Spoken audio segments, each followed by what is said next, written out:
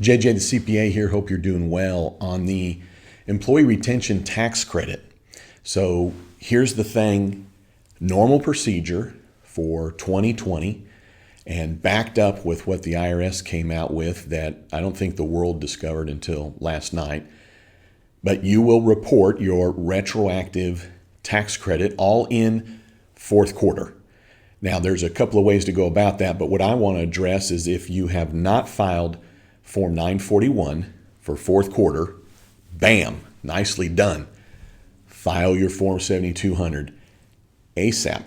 That's the normal procedures, which is you file a Form 7200 before you file a Form 941. But then here's the key on your Form 941 that you're filing after you file the Form 7200.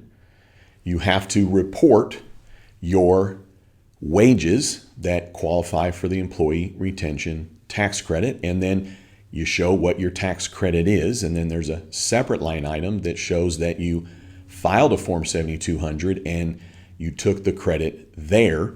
And so it should have a zero net effect on the Form 941 that you're filing after you file Form 7200. Where there will be a hiccup is if you file Form 7200, and even though you may file it before Form 941, all fourth quarter here, well, if you don't reflect the wages and the credit and what you reported on the Form 7200 as your credit, well, then you're going to have to file a 941X, and the IRS will probably later say, hey, time out. What? You filed for this credit, but you never told us anything about it.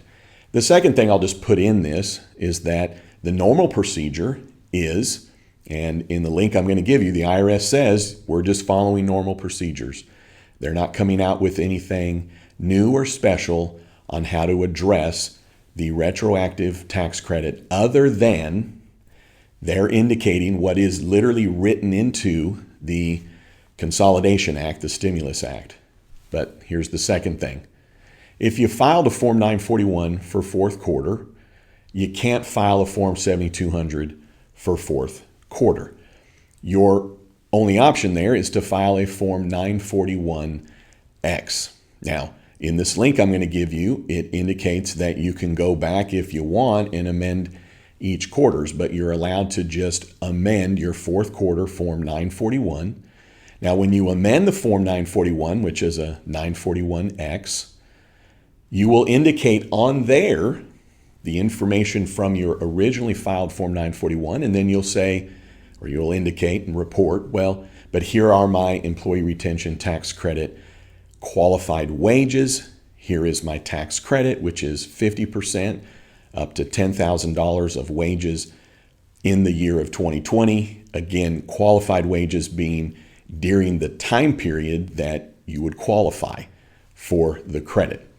And then you would you would report, here is then the tax credit, right? 50%. Now, you have not, and you cannot, and you should not file a Form 7200 for fourth quarter 2020 if you filed Form 941 for fourth quarter.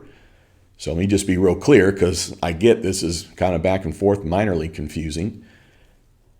You go all the way back.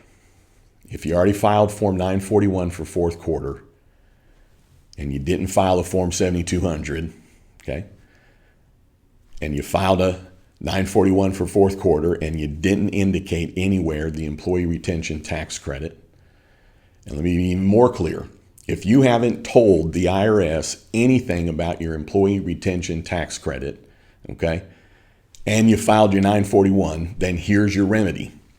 You file a 941X, and just what I had indicated here a couple of 30 seconds ago, which is on the 941X, you then say, here are the wages, here's my credit, and then on that Form 941X, you indicate, do you want a refund or do you want that credit, in essence, refund carried to the next quarter? So I would assume you'd want to check it, get the refund. Be prepared that when you file a Form 7200, it seems as though, and typically, you're going to get that money very quickly because the Form 7200 is designed to be very quickly reactive and get you a check within 10 days. That Form 7200 you can only fax it in. As it relates to the Form 941X, well, it's an amended return. It's a slower and go, in essence. Now, the IRS may set up a special division to process 941X's amended returns because there's probably going to be millions. But I want to go back to what I said at the very beginning just to be sure. If you've not filed Form 941 for fourth quarter, okay, now today is the 26th of January, okay, if you've not filed fourth quarter 941, you can file the Form 7200. You should ASAP. And if you file the Form 7200, right, which is your credit, then, I don't know, just make it a little bit of window, right? Well, Form 941 is not due until Monday, February 1st, because the 31st, the official due date is on the weekend. So you have till Monday the 1st. So if you can, if you're able to, not a big deal if you can't.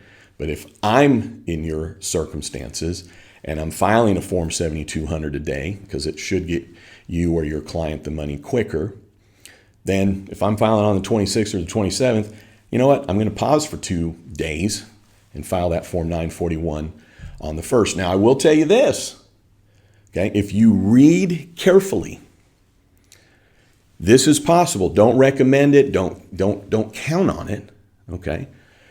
But when you read, it indicates that Form 7200 needs to be filed on or before February 1st. February 1st is also when Form 941 is due.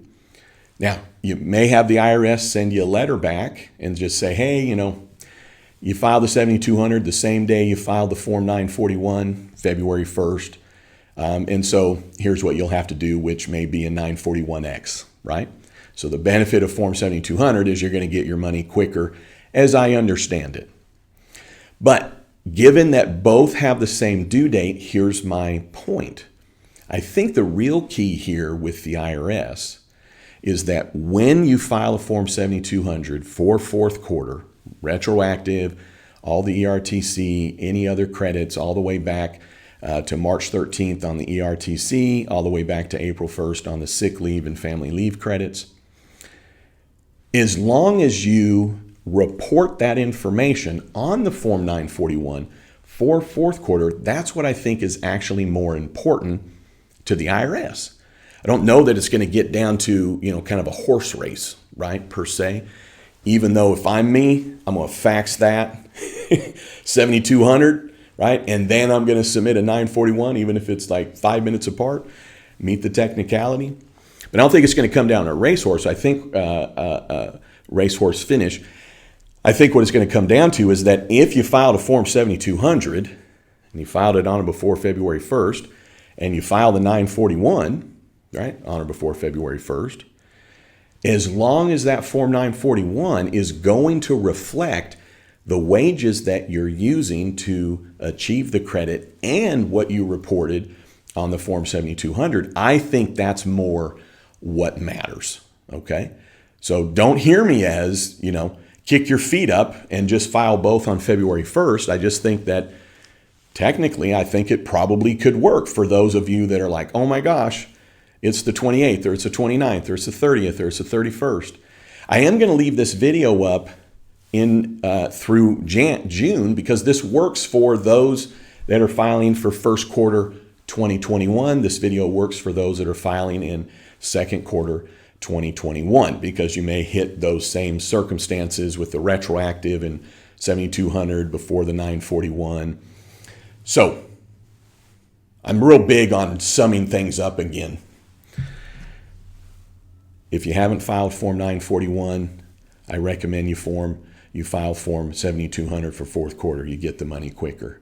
If you don't want to go the extra step, then on your Form 941 for fourth quarter that you haven't filed yet, you can just reflect the wages and indicate it's a refund. I just think the money won't come as quick. I actually don't have any proof of that other than just what I know, right?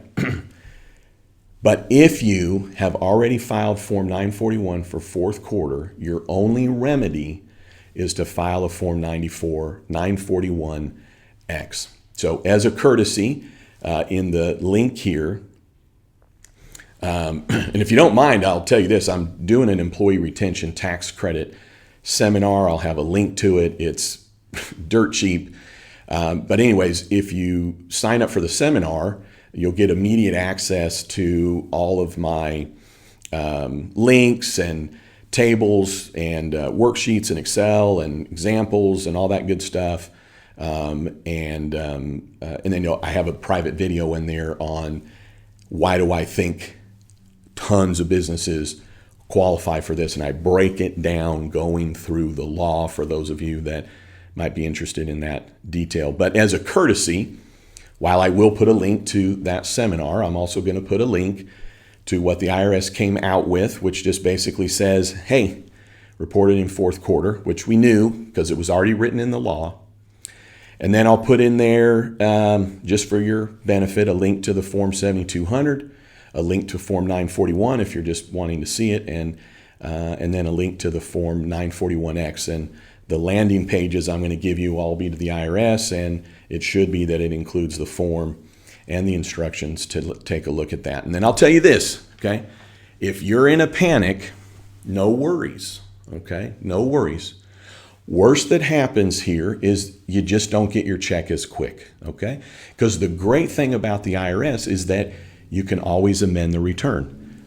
On a tax return or on a payroll tax form, honestly, I probably should just look but it's like 2 years, okay? It's certainly 30 days. It's certainly 90 days. It's certainly a year, okay? So if you're in a panic right now because your payroll company is not sure what to do, or you're not able to get somebody to help you directly, it'd be better to not attempt this one at home, okay? Because this stuff gets technical, as you can already tell. It'd be better to go, okay, if I got to file a Form 941X, I don't got to file that by February 1st. I got time. That would be kick your feet up for a couple days, don't ruin your weekend, come back, get the help that you need, file that Form 941X, okay? So no worries on this. You will get your money. And so anyways, check out the seminar. And I'll tell you this, the link, if you made it to here, listen to me for 30 more seconds.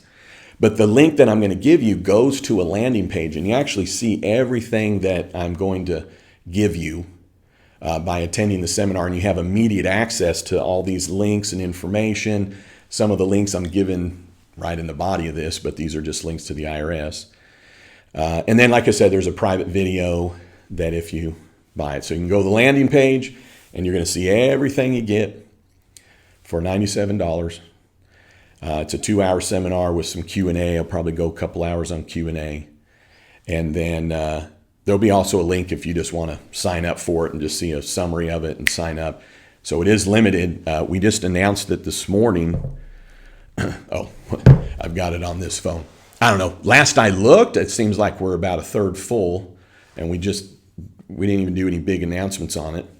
So anyways, you might check it out if you made it to here. And then if you made it to here, I bet I've provided a little bit of value. Do me a favor, click it, subscribe. I don't make any money off of it, but I like to see the numbers go up. I'm a CPA. Makes me feel good.